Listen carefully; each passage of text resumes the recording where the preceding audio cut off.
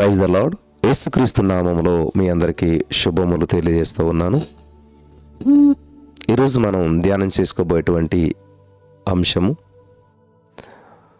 అనుదినము నా యేసుతో. అలాగే ప్రియులారా గమనించాలి, ఆధ్యాత్మికమైనటువంటి జీవితంలో ఎదగటానికి ఆశించేటువంటి వారికి ప్రోత్సాహంగా సవాలుగా ఉన్నటువంటి హనోకు గారి జీవితంలో 8 వింతలు లేకపోతే 8 విషయాలు ఈరోజు మనం ధ్యానం చేసుకుందాం. నెంబర్ 1 మనం చూసుకుంటూ ముందుకెళ్దాం. పరిశుద్ధ గ్రంథంలో చాలామంది భక్తుల్లో మన యొక్క హృదయాన్ని ఎక్కువ ఆకర్షించింది హనోకు. అతడు యేసుక్రీస్తు 2వ రాకడలో హఠాత్తుగా కొనుపోబడి పరిశుద్ధులకు సాదృశ్యంగా ఉన్నాడు. అంతేకాదు ఆయన జీవితము ఆత్మీయ జీవితంలో ఎదగటానికి మరి ఆయన జీవితం ఆత్మీయ జీవితంలో ఎదుగుటను ఆశించే వారికి ప్రోత్సాహంగా సవాలుగా ఉన్నది. ప్రియులు గమనించాలి, ఈరోజున ఆధ్యాత్మికమైన జీవితంలో ఎదగాలని నీకు ఆశ ఉందా? అయితే ప్రోత్సాహంగా సవాలుగా ఉన్నటువంటి హనోకు గారి జీవితాన్ని ధ్యానం చేసుకుందాం. నెంబర్ 1, హనోకు గారి వయసు 365 సంవత్సరాలు. ఏంటంటే 365 సంవత్సరాలు. సంవత్సరానికి ఎన్ని రోజులు? అన్ని సంవత్సరాలు ఆయన జీవించాడు. ఆదికాండం 5వ అధ్యాయం 23వ వచనం.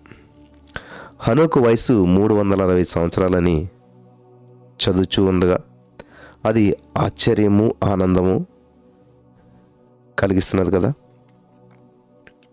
ఎందుకంటే మనం ఎప్పుడు విన్నటువంటి విషయం అన్నమాట ఇది. హనోకు గారి యొక్క జీవితము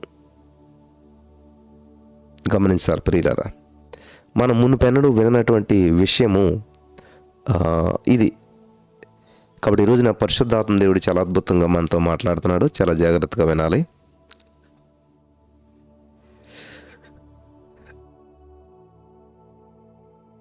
సంవత్సరానికి 365 రోజులు, అవన్నీ కూడా ప్రభుతో నడుచుటకే.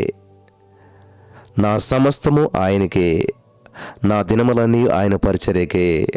అనుదినము నా దేవునితో ఆయన హస్తాలను పట్టుకొని నడుస్తాను.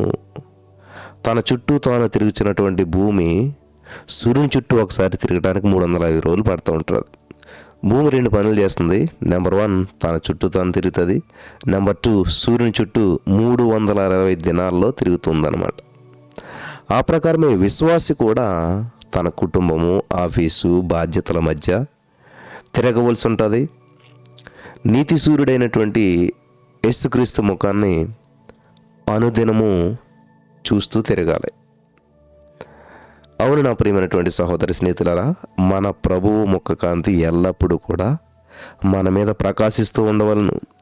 ఆయన ప్రేమ కిరణాలు మన మీద ఎల్లప్పుడూ పడుతూ ఉండాలి. తేజరిల్ల చేసేటువంటి ఆయన మహిమ, ఆయనతో సమరూపం గలవారై తేజరిల్ల చేయాలి.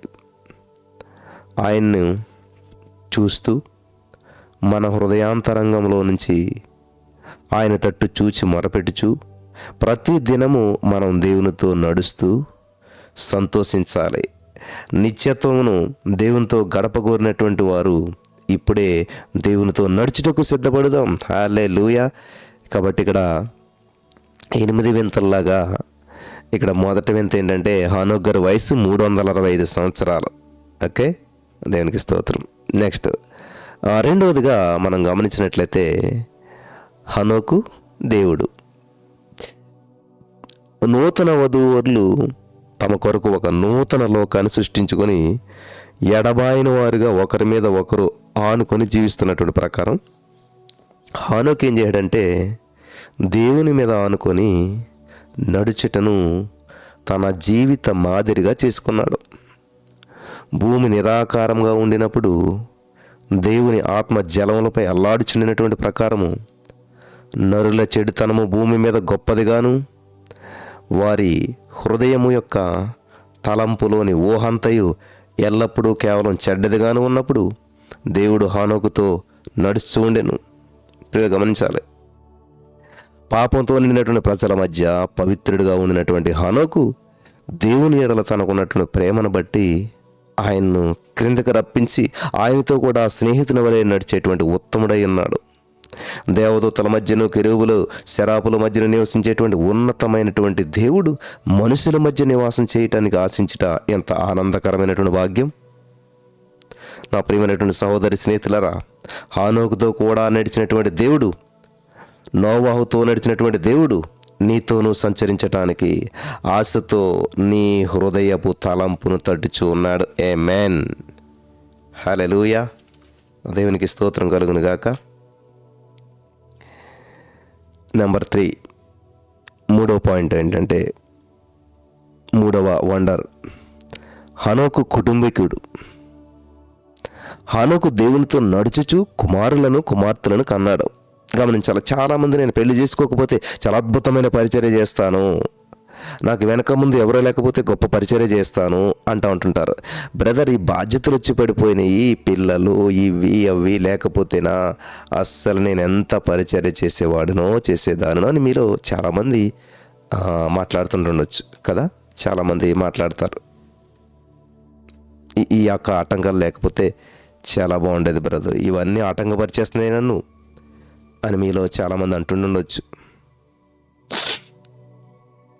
చూసారా, హానోకు దేవునితో నడుచుచు కుమారులను కుమార్తెను కన్నాడు. నడుచుచు. సో ఈరోజున నీకు చాలా అద్భుతమైనటువంటి విషయం ఇదంతా కూడా, చాలా ఎంకరేజ్మెంట్ విషయం అనమాట. దేవుణ్ణి పక్కన పెట్టలేదు, దేవుళ్ళు నడుచుచు, ప్రార్థన చేస్తూ, ప్రభు సన్నిధిలో స్తుతిస్తూ, పని చేసుకుంటూ, కుటుంబాన్ని పోషించుకుంటూ, చక్కటి బిడ్డలను కంటూ ముందుకెళ్తున్నాడు హానోకు. ఇది ఒక గొప్ప ఆదర్శం మన అందరికీ కూడా. ఒక సాధువు కాదు, భార్య బిడ్డ లేనటువంటి ఋషి కాదు, కుటుంబ వ్యవస్థను దేవుడే ఏర్పరిచాడు. కుటుంబ జీవితంలోనూ దేవునికి ఇష్టమైనటువంటి జీవితం జీవించటానికి ఆయనే అవసరమైనటువంటి కృపను కూడా అనుగ్రహిస్తూ ఉన్నాడు. హానోకు కుటుంబ జీవితం ఆయన ప్రార్థనా జీవితానికి అడ్డు రాలేదు. ఆమేన్. అమ్మ వింటున్నారా? హానోకు గారి యొక్క కుటుంబ జీవితము ఆయన ప్రార్థనా జీవితానికి, ప్రభుతో కలిసి నడవటానికి అడ్డు రాలేదు. ఈ రోజున చాలామంది అనవసరంగా పెళ్లి చేసుకున్నాను, అనవసరంగా కుటుంబము, అనవసరంగా ఇది అది అని అంటుంటారు. ఈ వ్యాపారంలో చిక్కుకున్నాను, లేకపోతే అది చేసిలో ఇక్కడ హానోకు గారు గొప్ప ఎగ్జాంపుల్ మనకి ఇస్తున్నాడు, గొప్ప మాదిరి మనకు చూపిస్తున్నాడు. హానోకు గారు బ్రహ్మచారి కాదు, హానోకు గారు భార్య బిడ్డ లేని వ్యక్తి కాదు, ఋషి కాదు, సాధువు కాదు, దైవభక్తి కలిగినటువంటి సంతతి కలుగుటకే దేవుడు కుటుంబాన్ని ఏర్పరిచాడు. అవును ప్రియులారా, హనోకు యొక్క భక్తి గల సంతతిలోనే నోవాహు జన్మించాడు. ఆయన కూడా దేవునితో నడిచాడు. ఆదికాండం 6:9. వింటున్నారా? హనోకు యొక్క సంతతిలోనే నోవాహు జన్మించాడు. కాబట్టి ఒక భక్తుని జీవితాన్ని ఎత్తైన పర్వతంతో పోల్చవచ్చు. పర్వతం యొక్క అడుగు భాగాన గాలి విసిరుచున్నది, పక్షులు కిలకిల రావములు, జలపాతముల హోరు మరియు పలు ధ్వనులు వినిపిస్తూ ఉన్నాయి. అయితే పర్వత శిఖరమున సంపూర్ణ ప్రశాంతత కలుగుతుంది. పర్వత శిఖరానికి వెళ్ళినట్లయితే సంపూర్ణమైన ప్రశాంతత ఉంటుంది. మేఘములు దిగి వస్తూ ఉంటుంటాయి, మహిమ కలిగినటువంటి కాంతి ప్రకాశిస్తూ ఉంటుంటుంది. ఆ ప్రకారమే కుటుంబ జీవితంలోనూ బాహాటంగా పోరాటాలు, శోధనలుండినా కానీ హృదయాంతరంగము కొండ శిఖరం వలె నెమ్మదిగాను, దేవదూతల దిగవచ్చు స్థలముగాను, దేవాది దేవుని మహిమగల ప్రసన్నత ప్రకాశించు స్థలముగా ఉంటుంది. నీవు దేవునితో నడిచిన ఎడల నీ బిడ్డల నిశ్చయంగా నేను వెంబడిస్తారు కదా. ఈరోజు నా ప్రియమైనటువంటి సహోదరి స్నేహితులారా, మరి మేము దేవుని సన్నిధిలో వెళ్తూ ఉన్నాం, దేవుని పరిచర్య చేస్తూ ఉన్నాం. ఇదంతా గమనిస్తున్నటువంటి నా బిడ్డలు, నాకున్నటువంటి నా 2 కూతుర్లు కూడా వారు నోరు తెరిస్తే దేవుని పాటలే పాడతారు, దేవుని స్తుతిస్తారు, దేవుని మహింపరుస్తారు, దేవుని గణపరుస్తారు. వాళ్ళని ఎప్పుడన్నా బయటికంటూ తీసుకెళ్ళమంటే కేవలం దేవుని సన్నిధిలో మీటింగ్స్ మాత్రమే తీసుకెళ్తూ ఉంటుంటాం. కాబట్టి వాళ్ళకి మాతో పాటు ఆటోమేటిక్గా దేవుని సన్నిధి అలవాటు అయిపోయింది. కాబట్టి మేము దేవునితో నడుస్తున్నాం. ఆటోమేటిక్గా మా బిడ్డలు నిశ్చయంగా మమ్మల్ని వెంబడిస్తూ వారు కూడా దేవునిలో నడుస్తూ ఉన్నారు. ఆమేన్. వింటున్నారా? మరి ఈ రోజున ఆధ్యాత్మికమైన జీవితంలో ఎదగాలని ఆశిస్తున్నావా? కాబట్టి మనందరికీ ప్రోత్సాహకరంగాను సవాలుగా ఉన్నటువంటి హనోక్ గారి జీవితంలో మరి 8 అద్భుతాలు మనం ధ్యానిస్తూ ఉన్నాం. నెంబర్ 1, హనోకు వయసు 360 సంవత్సరాలు. నెంబర్ 2, హనోకు దేవుడు. నెంబర్ 3, హనోకు కుటుంబం. నెంబర్ 4, హనోకు కనబడకపోయెను. గమనించాలి, ఆయన హెచ్చవలసి ఉన్నది, నిన్ను తగ్గవలసినదని బాప్తిస్మిచ్చి యోహాను కోరాడు. నా చిత్తము కాదు నీ చిత్తమే నాలో నెరవేరనిమ్ము, నన్ను మరుగుపరిచి నిన్ను బయలుపరచమని హనోకు ప్రార్థించుండవచ్చు. నరులను చూడకుండా కేవలం దేవుని మాత్రం చూసినట్లు దేవుడు కొనుక్కుపోయాడు అన్నమాట. కొనుపోయాడు. మనం ఎలా ప్రార్థించాలి? మనుషులకు కనబడకుండా గదిలోనికి వెళ్ళి తలుపు వేసుకును, వ్యర్థమైన తలంపులు రానేయొద్దు, రహస్యమని చూసి తండ్రికి మొరపెట్టు. మనుషులకు కనబడకుండా అంతరంగంలో హృదయాన్ని చీల్చి గోజాడాలి. దేవుని పాదముల యొద్ద కుమ్మరించాలి.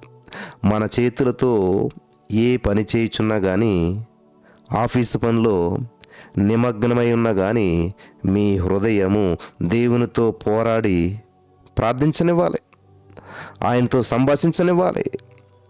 ఆయన బహిరంగంగా ప్రతిఫలం ఇస్తూ ఉన్నాడు. యెహోవా కొరకు ఎదురు చూసేవారు నూతన బలం పొందుకుంటారు. వారు పక్షిరాజు వలె రెక్కల చాపి పైకి ఎగురుతారంట. ప్రియులారా, అలసిపోక సొమ్మసిల్లిపోక నడిచిపోదురు. యెషయా గ్రంథం 40:31. కాబట్టి హనోకు కనబడకపోయేను. అలాగే నీ జీవితంలో నేర్చుకోవాల్సిన పాఠం, నువ్వు ప్రార్థించినప్పుడు కనబడకూడదు.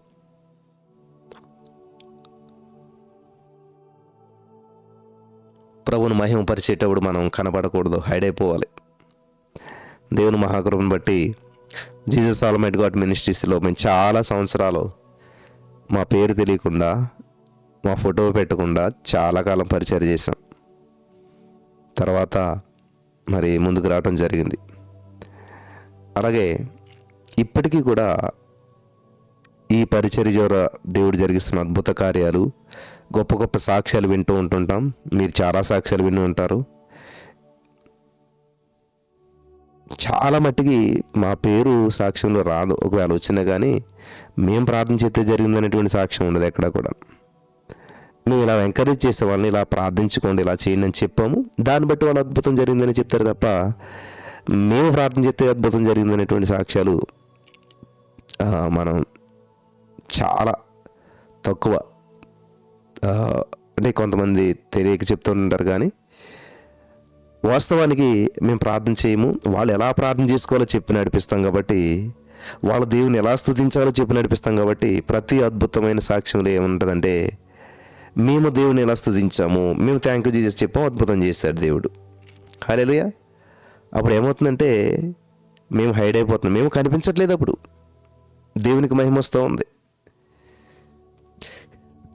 హల్లెలూయా. మేము కనపట్లేదు కానీ సాక్ష్యం వినబడుతుంది. ఆమేన్.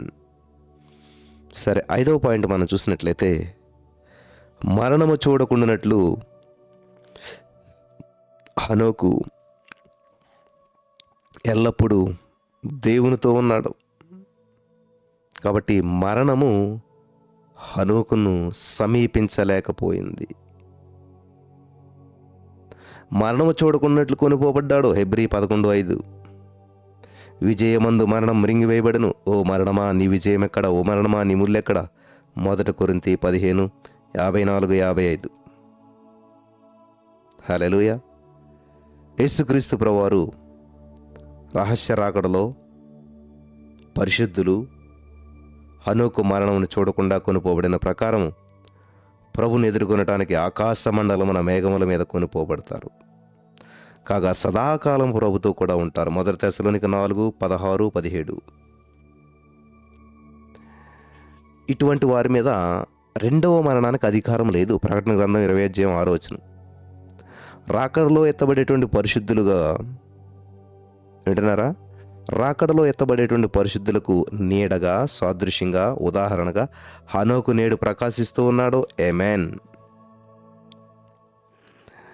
6వ అద్భుతమైన విషయం ఏంటంటే హనోకు గారి సాక్ష్యం. చాలా జాగ్రత్తగా ఉండాలి. ఇది అద్భుతమైన విషయాలు. ఈరోజు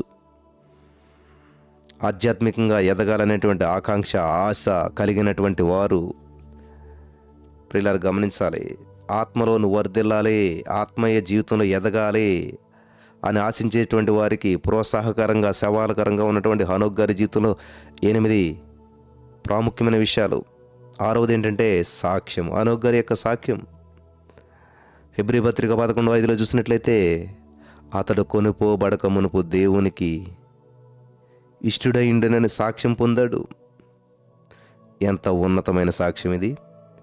దేవునికి ఇష్టుడు, మనుషులను సంతోషపెట్టక కేవలం దేవుని మాత్రమే సంతోషపెట్టేటువంటి ఆయన చిత్తము చెప్పుని చేయవాడు. ఒక మనుష్యుని గూర్చి మరో మనిషి సాక్ష్యం ఇవ్వచ్చు, లేదా దేవుడు మనకు చేసిన మేలును గూర్చి సాక్ష్యం ఇవ్వచ్చు. అయితే దేవాది దేవుడు ఒక మానవుని గురించి సాక్ష్యం ఇచ్చటం, అతడు ఎంతో శ్రేష్ఠుడై ఉండాలి కదా. అతడు నా ఇల్లంతటా నమ్మకమైన వాడని మోసేని గురించి దేవుడు సాక్ష్యం ఇచ్చాడు. సంఖ్యాకాండం 12:3. యేసుక్రీస్తు బాప్తిసం పొంది ఒడ్డునకు వచ్చినప్పుడు, ఇదిగో ఈయన నా ప్రియ కుమారుడు, ఈయన యందు నేను ఆనందిస్తున్నానని చెప్పి దేవుడు సాక్ష్యం ఇచ్చాడు. మత్తయి సువార్త 3:17. అతడు నా ఇష్టానుసారైన మనుషుడని దావీదుని గురించి సాక్ష్యం ఇచ్చాడు.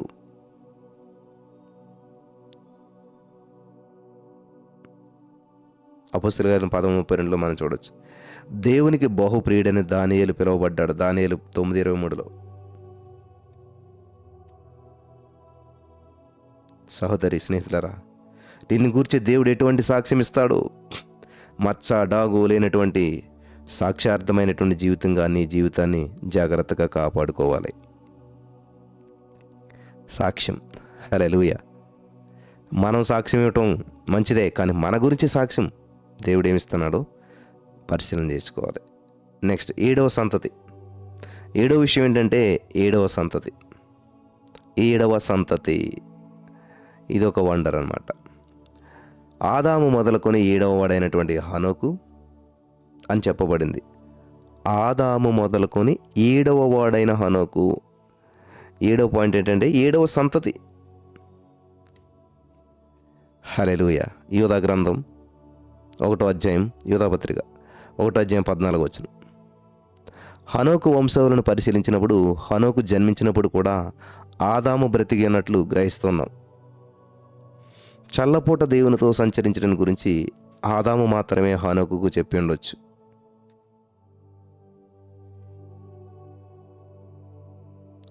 ఎత్తబడేటువంటి వధువు సంఘానికి సాదృశ్యంగా ఉన్నటువంటి హనోకు 1000 ఏండ్ల పరిపాలనకు నీడగా ఉన్నాడు. 6 తరాల్లోనూ దేవుడు నరుని ఆత్మతో వాదించెను. నరుని సృష్టించినందుకు పశ్చాత్తాపడ్డాడు. అయితే 7వ సంతతి వాడైన హనోకుతో సంచరించి నడిచాడు. వింటున్నారా? అంతవరకు వాదించినటువంటి దేవుడు 7వ సంతతి వాడైన హనోకుతో సంచరించి నడిచాడు. 6 దినములలో యెహోవా ఆకాశమును, భూమిని, సముద్రాన్ని, వాటిలో ఉన్నటువంటి సమస్తాన్ని సృష్టించాడు.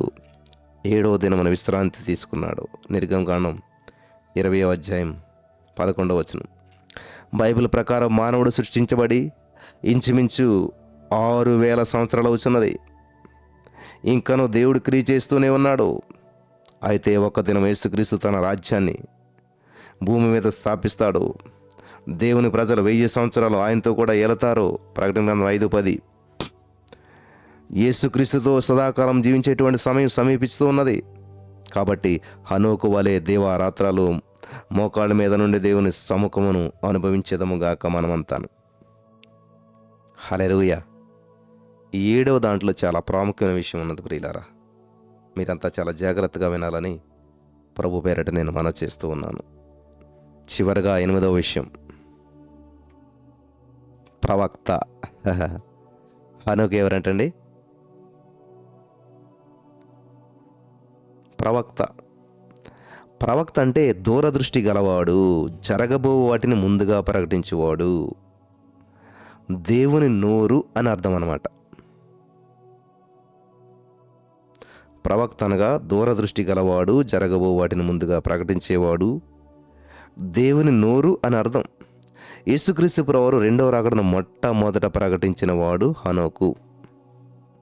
వింటున్నారా? యేసుక్రీస్తు రాకడను మొట్టమొదట ప్రకటించిన వాడు హనోకు.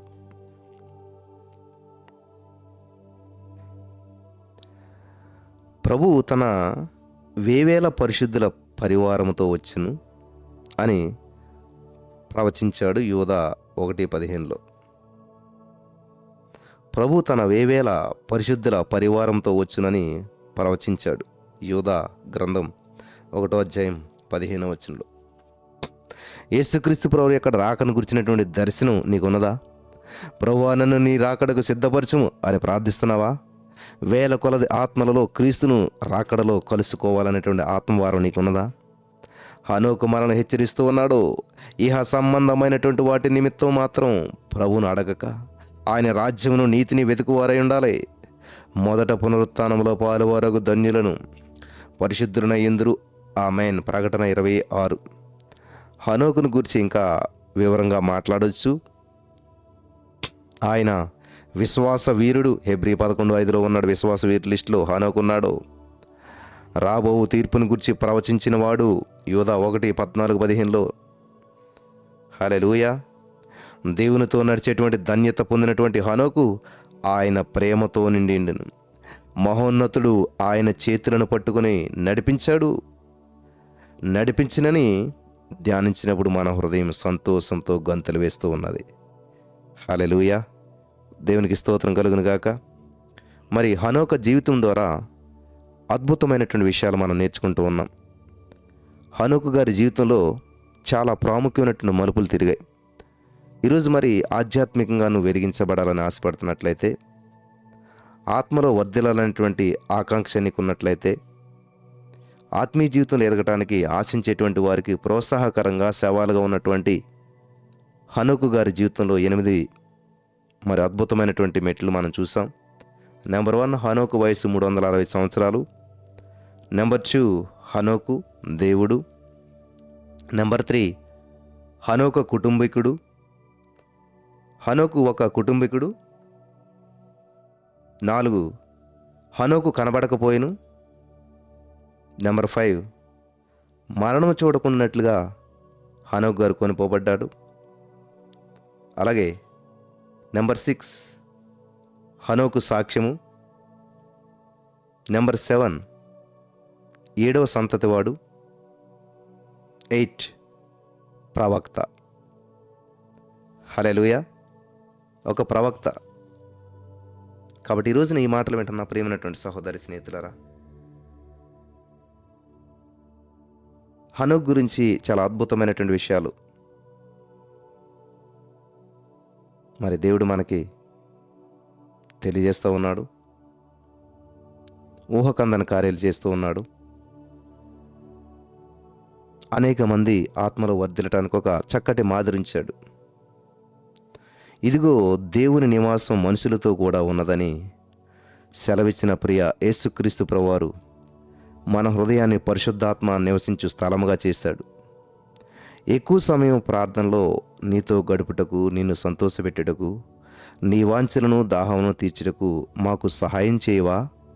నీవు తప్ప ఈ లోకంలో మేము ఆనుకొని విశ్రమించుటకు మాకు ఎవ్వరూ లేరు. నీ పాదాలే మాకు ఆశ్రయము. యేసురాజా, మీరు మా వారు, మేము మీ వారము. ఈ ప్రేమ ఒడంబడికను బట్టి స్తోత్రం. ఈ యొక్క వాక్యం ఇచ్చిన ప్రతి వారిని ఆశీర్వదించి నీ రాకడకు సిద్ధపరచుము దేవా. ఆమెన్. సిద్ధపరిచినందుకు వందనాలు యేసయ్యా. Thank you Jesus. ఈరోజు ఈ యొక్క వాక్యం విన్న వారందరి జీవితాల్లో ఊహించినటువంటి కార్యాలు చేసినందుకు వందనాలు. హనోకు వలె సాగేదాన్ని మనం పాట పాడతాం కదా. హనోకు వలె సాగేదా, నే సాగేదా యేసునితో. కాబట్టి ఈ రోజున హనోకు వలె మనం సాగటానికి పరిశుద్ధాత్మ దేవుడు మనకు సహాయం చేసి నడిపించి బలపరచును గాక. ఆమెన్.